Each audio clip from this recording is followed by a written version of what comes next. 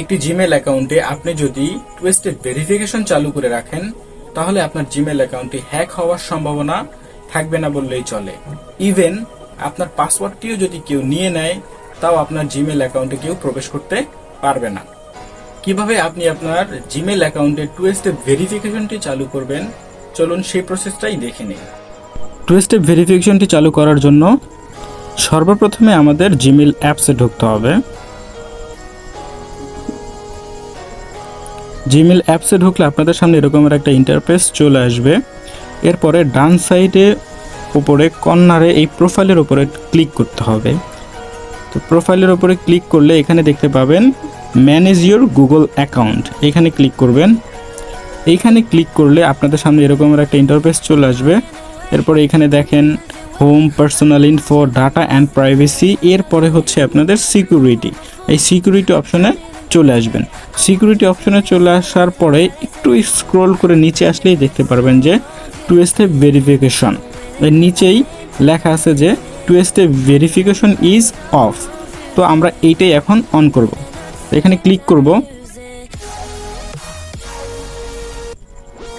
এরপরে আমরা কন্টিনিউ অপশনে ক্লিক করব।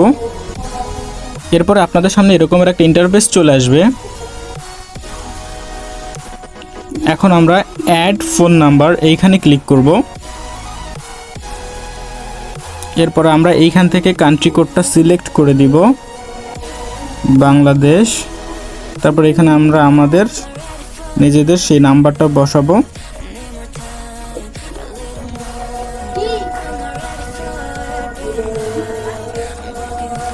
এরপরে আমরা এখানে নেক্সটে ক্লিক করব।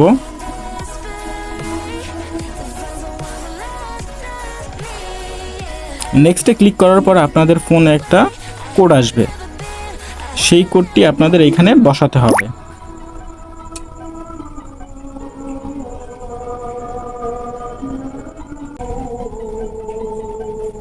কোডটি বসানোর পরে এখানে ভেরিফাই অপশনে ক্লিক করতে হবে। এরপরে কিছুক্ষণ ওয়েট করলেই আপনারা দেখতে পারবেন এরকমের একটা অপশন চলে আসছে। এখানে ডানে ক্লিক করতে হবে।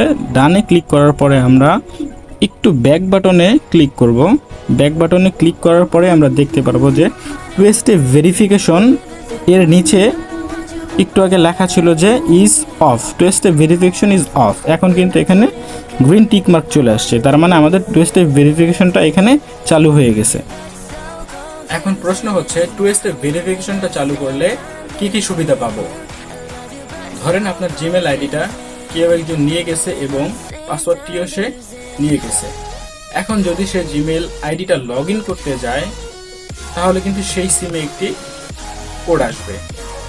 সেই কোডটি যদি সে না বসাতে পারে তাহলে কিন্তু সে যত চেষ্টাই করুক জিমেইলে প্রবেশ করতে পারবে না। তাহলে বোঝাই যাচ্ছে একটি জিমেইলের টু স্টেপ ভেরিফিকেশন কতটা ইম্পর্টেন্ট আমাদের জন্য।